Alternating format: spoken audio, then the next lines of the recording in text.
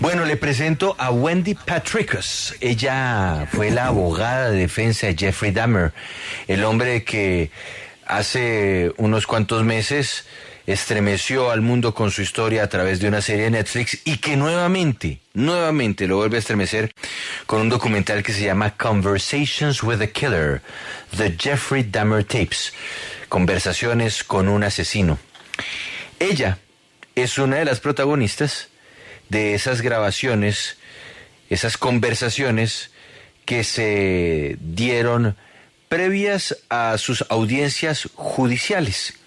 Y allí se encuentra todo, toda la historia, todo el relato, todo lo que hizo Jeffrey Dahmer, que recordemos habría acabado con la vida de por lo menos 17 personas durante un periodo de 13 años.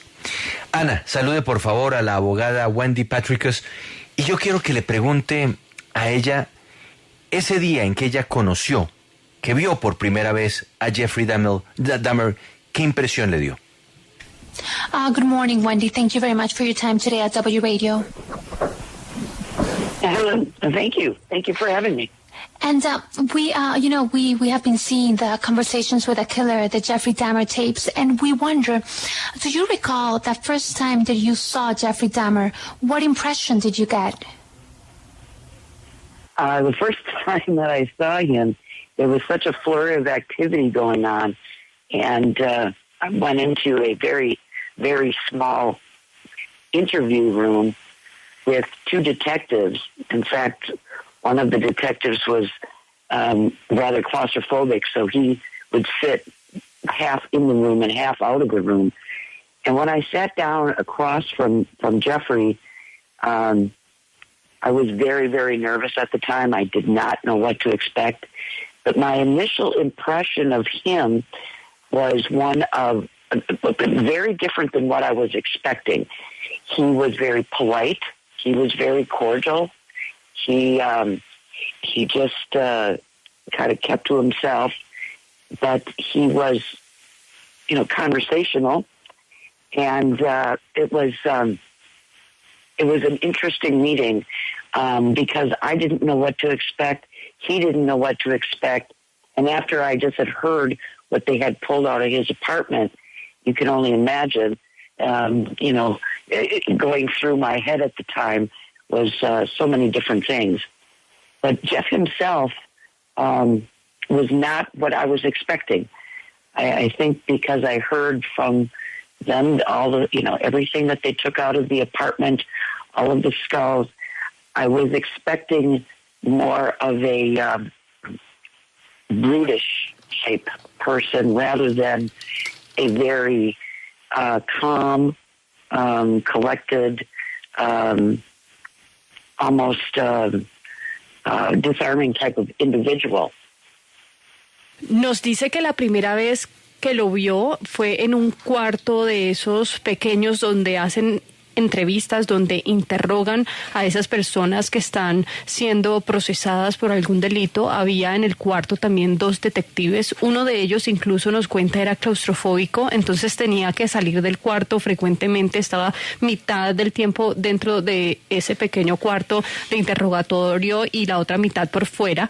Se sentó frente a Jeffrey Dahmer y estaba muy nerviosa, no sabía qué esperar. La impresión inicial sí reconoce que fue diferente a lo que ella esperaba o tenía en mente, porque fue una persona bastante amable, cordial, era un poco retraído o introvertido, pero hacía conversación. Fue una reunión interesante precisamente por eso, porque fue una impresión distinta a la que ella tenía en mente e inicialmente no sabía qué esperar y él tampoco, pero pues por todo lo que habían sacado de su apartamento, esos cuerpos, pues pensó que era una persona absolutamente distinta, de pronto un poco más oscura a la que tenía enfrente. Por eso le sorprendió tanto, porque esperaba a alguien mucho más oscuro y por el contrario tenía a alguien calmado, puesto en su lugar, muy distinto a lo que ella tenía en mente, precisamente por todas esas historias que había escuchado de él.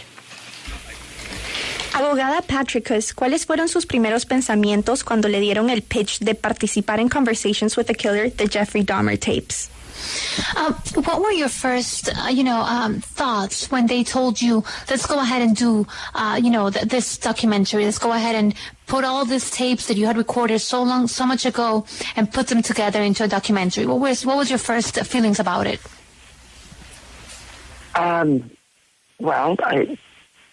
There was some excitement to do it.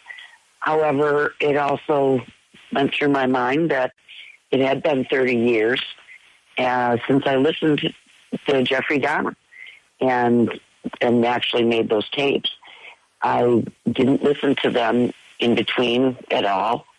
And so I also had some anxiety, a little bit of anxiousness about what, having to go back and listen to it all again.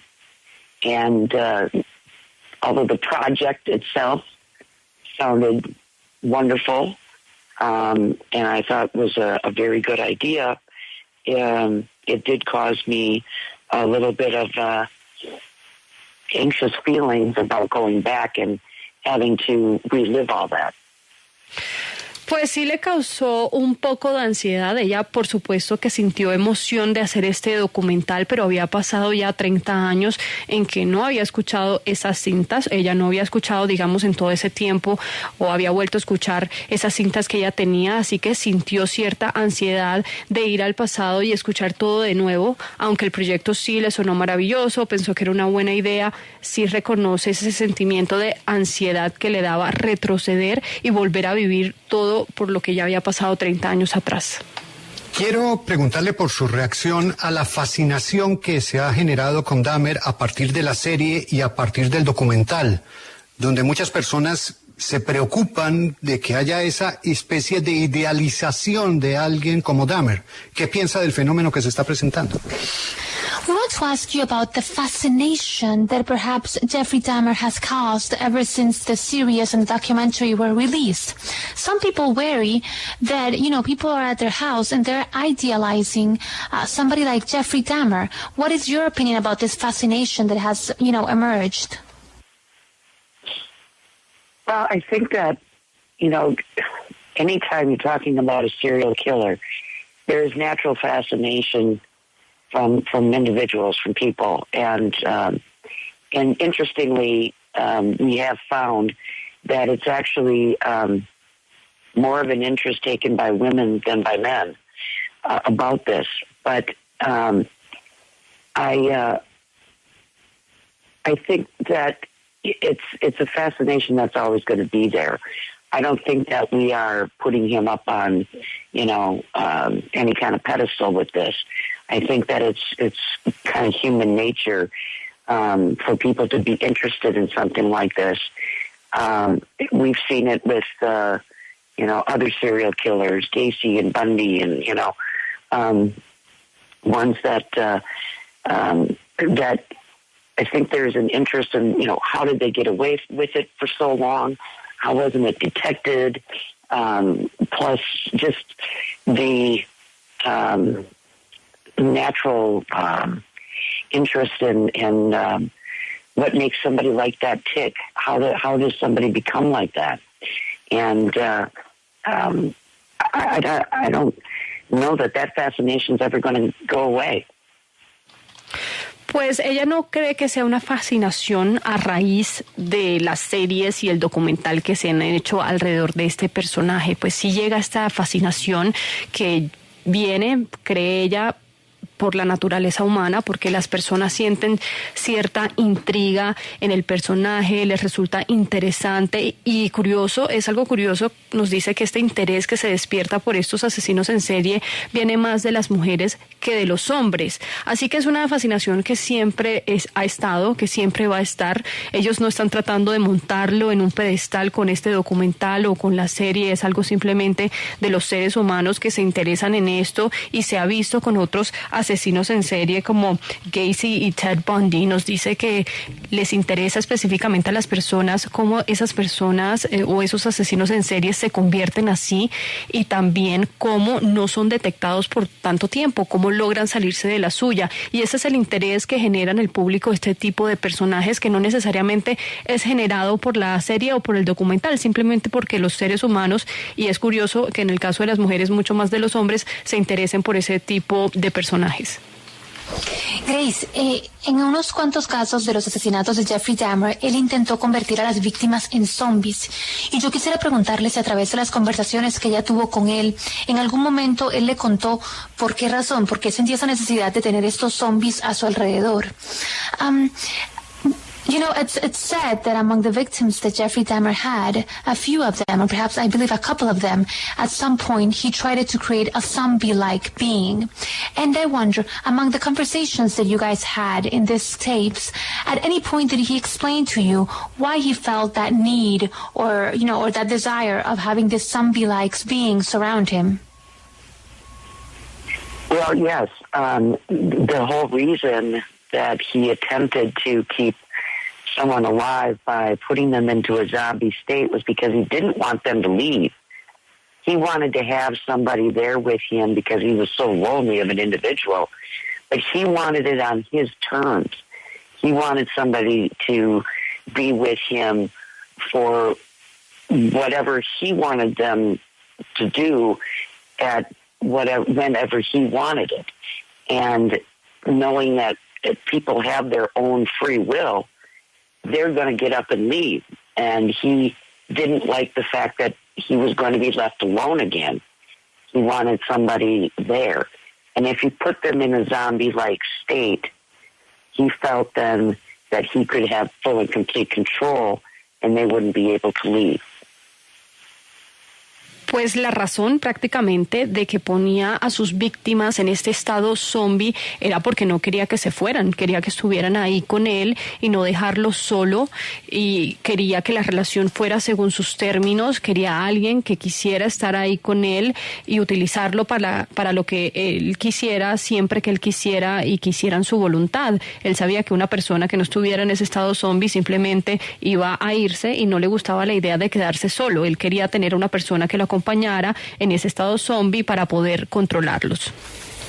De esas más de 32 horas de conversaciones con Jeffrey Dahmer, ¿cuál fue la declaración del asesino que más la impactó, que más la haya marcado? Of those 32 hours of conversations with Jeffrey Dahmer, do you recall what was the, something that he said that struck you the most?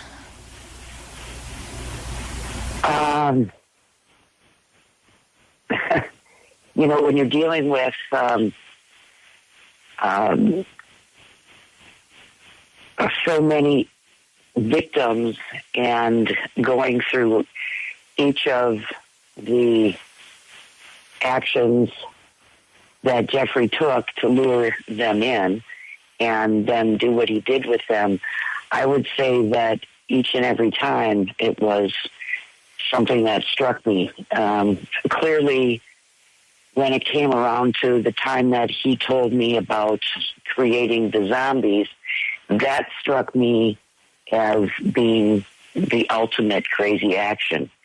And that one stuck with me for a long time. But in addition, I would say when he started talking about how he took the meat and wrapped it and then prepared it, and ate some of these individuals, the cannibalism was very shocking as well, especially with getting into detail with how he kept it as if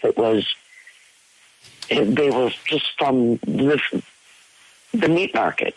So I would say those two things are probably the most striking.